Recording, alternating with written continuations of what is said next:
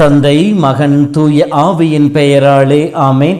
மூவொரு கடவுளுடைய அருளும் ஆசீரும் பாதுகாப்பும் வழி நடத்துதலும் உங்களோடு இருப்பதாக.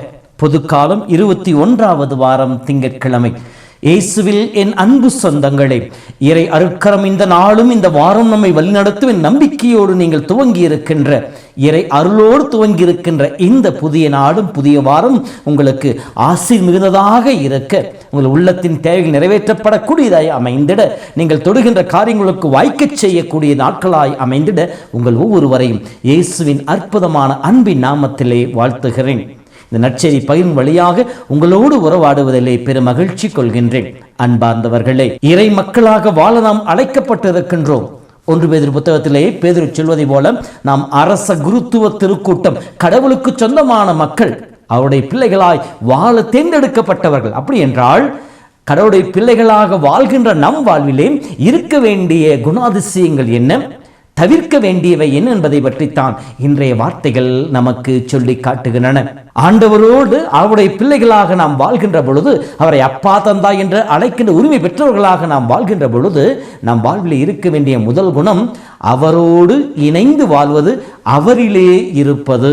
யோவான் புத்தகம் 15 சொல்லுவார், கிளையாகி நீங்கள் கொடியாக என்னோடு இணைந்திருக்கின்ற பொழுது மிகுந்த பலன் தருவீர்கள் என்று சொல்லுவார்.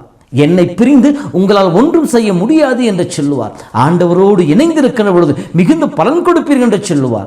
நாம் ஆண்டவரோடு இணைந்து வாழ்பவர்களாக இருக்க வேண்டும். எவ்வாறு மீனானது தண்ணீரில் தான் தன்னுடைய அனைத்து செயல்பாடுகளையும் வைத்திருக்கின்றது, தண்ணீருக்குள் இருக்கிற பொழுதுதான் அது உயிருள்ளதாக இருக்கின்றது. அந்த மீனை நீரிலிருந்து எடுத்து வெளியே எடுத்து விட்டோம் என்றால் அந்த மீன் இறந்து போகின்றது. அதே போல நாமும் இயேசுவில் இருக்கின்ற பொழுது மட்டுமே, இயேசுவில் இணைந்திருக்கின்ற பொழுது மட்டுமே, இயேசுவில் வாழ்கின்ற பொழுது மட்டுமே நாம் இறை மக்களுக்குடைய ஆசை பெற்றவர்களாக இருப்போம். இயேசுவோடு இணைந்திருக்கின்ற பொழுது சாத்தானையும் சாத்தானின் சோதனைகளையும் வஞ்சக சூழ்ச்சிகளையும் நம்ம எதிர்த்து நின்று போராட முடியும், நம் எதிரிகளை வென்றெடுக்க முடியும். ஆக இறை மக்களுக்குரிய முதல் ஆசீர்வாதம் கடவுளோடு இணைந்து இருப்பது. இறை வார்த்தையின் வடிவிலே, நற்கரனின் வடிவிலே, அருட்சாதன வடிவிலே, ஜெபத்தின் வடிவிலே நாம் இறைவனோடு என்றும் இணைந்திருப்பவர்களாக இருக்க வேண்டும். இரண்டாவதாக, வெறும் இறைவனை இணைந்து இருக்க என்பதை நம்முடைய சொல்லால் சொல்வதை விட நம்முடைய வாழ்க்கையால் வாழ்ந்து காட்ட வேண்டும். அதைத்தான் தெசலோனிய மக்கள் வாழ்ந்து காட்டி நமக்கு முன்மாதிரி காட்டி இருக்கின்றார்கள். இரண்டாவதாக சொல்கின்ற பொழுது அவர்கள் செயலிலே வெளிப்பட்ட நம்பிக்கை. நம்முடைய நம்பிக்கை நம்முடைய வாழ்க்கையின் செயல்களிலே வெளிப்படக்கூடியதாக இருக்கின்றன. நான் ஆண்டவரை சார்ந்து இருக்கின்றேன், ஆண்டவரை நம்பி இருக்கின்றேன் என்று நாம் வெறும் பேச்சளவிலே சொல்பவர்களாக அல்ல, மாறாக என் செயலிலே காட்டுபவர்களாக இருக்க வேண்டும். 1 சாமுவேல் புத்தகத்தில் 16-17 படிக்கின்ற பொழுது தாவீதினுடைய அந்த வருகை நமக்கு கொடுக்கப்பட்டிருக்கும். கோலியாத்தை வெல்வதற்கு முன்னால் தாவீது சொல்கின்ற வார்த்தை, நீ உன் கையில் இருக்கின்ற ஈட்டியும் வேலையும் நம்பி வந்திருக்கின்றாய், ஆனால் நானோ வாழ்கின்ற கடவுளாகிய ஆண்டவரை நம்பி வந்திருக்கின்றேன். சிங்கத்தின் வாயிலிருந்தும் கரடியின் பற்களிலிருந்தும் என்னை காப்பாற்றிய கடவுள் உன்னிடமிருந்தும் என்னை காப்பாற்றுவார். இது நம்பிக்கையின் வெளிப்பாடு. துன்பங்கள், துயரங்கள், எதிர்ப்புகள் நம்மை சூழ்ந்து வருகின்ற பொழுது என் ஆண்டவர் என்னோடு இருக்கிறார், என் தேவன் எனக்கு துணையாக இருக்கிறார் என்று வெளிப்படுத்துகின்ற நம்முடைய நம்பிக்கை வாழ்வாக மாற்றப்பட வேண்டும் என்று சொல்லப்படுகின்றது. மூன்றாவதாக தெசலோனிய மக்களிடம் இருந்த செயல்பாடு என்ன சொல்லி பார்க்கின்ற போது, அன்பினால் உந்தப்பட்ட உழைப்பு.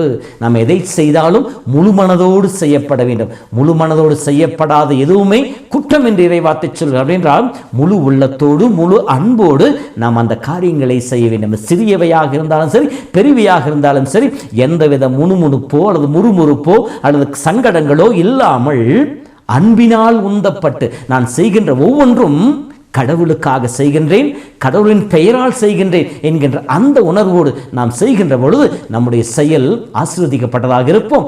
நாம் கடவுளால் அழைக்கப்பட்ட மனிதர்களாக வாழ்வோம். தெசலோனிய மக்கள் இத்தகைய முன்மாதிரியை செய்தார்கள். நான்காவதாக, இயேசு கிறிஸ்துவை எதிர்நோக்கி இருத்தல்.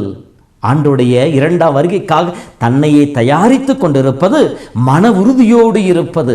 நம்பிக்கையின் வெளிப்பாடாக ஒவ்வொரு நாளும் நம் ஆத்மாவை தயாரித்து நம் ஆன்மாவை ஆண்டவர் வருகைக்காக காத்து கொண்டிருப்பது. எந்த நேரத்தில் தலைவன் வந்து வீட்டு கதவை தட்டினாலும் திறப்பதற்கு தயாராக இருக்கின்ற பணியாளனை போல நாமும் ஆண்டோடைய இரண்டாம் வருகைக்காக எப்போதும் மன உறுதியோடு எதிர்நோக்கோடு காத்து கொண்டிருப்பவர்களாக இருக்க வேண்டும் என்கின்ற பாடத்தை தெசலோனிக்க மக்கள் நமக்கு கற்றுக் கொடுக்கின்றார்கள்.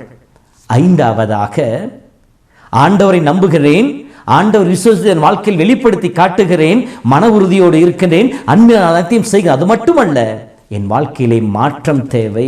ஆண்டவரை ஏற்றுக்கொண்டு அவரை நம்பி பிற்பாடு என்னுடைய பழைய வாழ்க்கைக்கு முழுக்கு போட்டுவிட்டு ஆண்டவரோடு இணைந்து புதிய வாழ்வு வாழ்பவனாக இருக்க வேண்டும். கொலோசியர் புத்தகத்திலே பவுல் சொல்வதை போல நம்முடைய பழைய மனித இயல்பை களைந்தெறிந்து விட்டு புதிய மனித இயல்பை அணிந்து கொள்ள வேண்டும். அதை நம்மை படைத்தவுடைய சாயல் என்று சொல்வார். ஆதாம் அந்த சாயலை இழந்து போவான் பாவம் செய்கின்ற பொழுது. நாம் மீண்டும் மீட்டெடுக்கப்படுகின்ற பொழுது நாம் இழந்து போன அந்த சாயலை நமதாக மாற்ற வேண்டும். ஆண்டவரோடு இணைந்து வாழ்கின்ற மக்களாக இருக்க வேண்டும். இத்தகைய வாழ்வு வாழ்கின்ற பொழுது நம்முடைய வாழ்வு இந்த உலகிலே இருள் நடுவிலே ஒளிர்கின்ற ஒளியைப் போல நம்முடைய வாழ்வு ஒளிரும். அப்பொழுது நம்மை காண்கின்ற மக்கள் விண்ணக தந்தையை மகிமைப்படுத்துவார்கள். தெசலோனிக்க மக்கள் நமக்கு வாழ்ந்து காட்டிய இந்த வாழ்க்கை பாடத்தை நமதாக மாற்றுவோம். அதற்கேற்றபோல இறைவனை மகிமைப்படுத்துவோம். கடை அருட்கரமும் என்றும் நம்மோடு இருந்து நம்மை வழிநடத்தும். ஆண்டவர் உங்களோடு இருப்பாராக. எல்லாம் வல்ல இறைவன் தந்தை, மகன், தூய ஆவி உங்களையும் உங்கள் குடும்பத்தை நிறைவாய் ஆசீர்வதிப்பாராக. ஆமென். நற்கருணை பேழையிலே நேருக்கு நேர் எமை நோக்கும் பேரிரக்க